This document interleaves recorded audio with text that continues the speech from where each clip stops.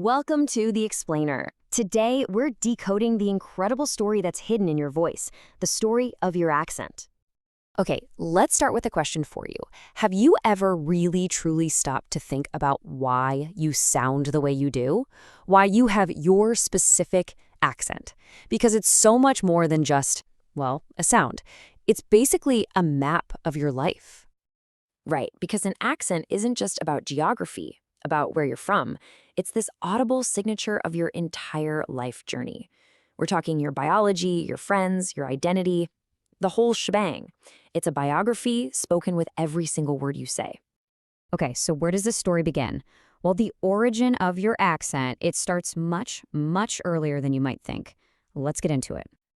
And believe it or not, the blueprint for your accent is laid down before you're even born. It's incredible, right?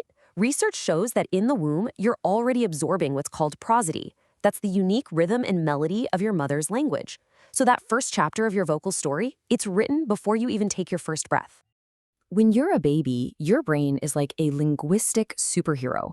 It has this incredible innate ability to hear and distinguish nearly every sound from every language on Earth. We're talking over 800 sounds total. You basically start life with the potential to speak anything. But then, right around your first birthday, this process called perceptual narrowing kicks in. Your brain starts to specialize. It tunes right into the sounds it hears every day and begins to, well, prune away the connections for sounds it doesn't hear. So it becomes an expert in your own language, but it comes at the cost of being that universal listener. All right, so your brain is primed. But who actually builds the structure of your accent? Now, the answer here might surprise you. It's not who you think. This brings us to a major finding from the legendary linguist William Labov. You don't actually inherit your accent from your parents. You adopt it from your friends. That's right. Your childhood peer group has a far greater impact on the way you speak than your family ever will. And this is the perfect explanation for why a child can grow up, say in Mumbai, with Punjabi-speaking parents, and still develop a classic Mumbai English accent.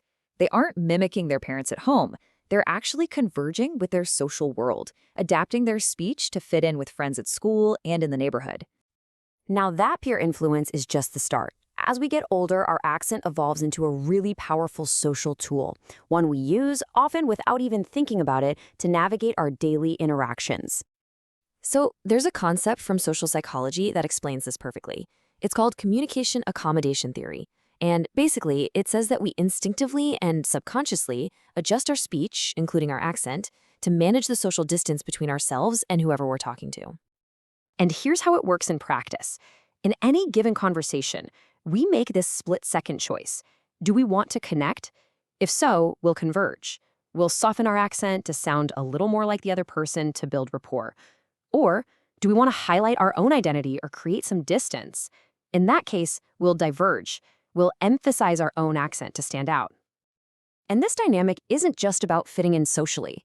It also explains why someone might unconsciously shift their accent in, say, a professional setting. In India, for instance, a speaker might soften some of their strong regional features and lean into a more neutral or metro English accent during a corporate meeting. They're trying to align with what's perceived as a prestige norm. Okay, so that leads to a big question. If we can adjust our accents so easily in social situations, why is it so incredibly hard to change one completely or learn a new one perfectly as an adult? Well, the main reason is biological. That critical period for language that we talked about earlier, it pretty much closes around puberty. The brain's neural plasticity, its ability to easily create new connections for learning sounds, it declines. Significantly, our pathways for learning phonetics just become a lot less flexible. And on top of that, your native language acts as a permanent filter. This is something called L1 interference.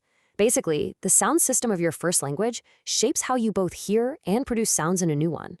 It's why a native Hindi speaker might not distinguish between a V and a W, or why a Tamil speaker might replace a Z sound with an S sound. Those distinctions just aren't part of their native phonetic inventory. So what's the big takeaway here? It's this. Your accent is not a mistake. It's not a flawed version of some correct standard. It's a legitimate, complex, rule-based system that tells your unique story.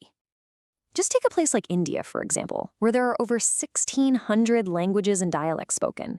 Every single one of them has left its mark on the way English is used there, creating this rich, diverse tapestry of accents. And each one has its own history and its own logic. And because of this, linguists now see varieties like Indian English not as a deviation from, say, British or American norms, but as legitimate, fully evolved world varieties of the language. They have their own stable systems, their own rules, and their own rich history. And this brings us to a really crucial point from linguist Jennifer Jenkins, especially in today's globalized world. The goal shouldn't be to sound like a native speaker from a specific country. The goal is to be understood.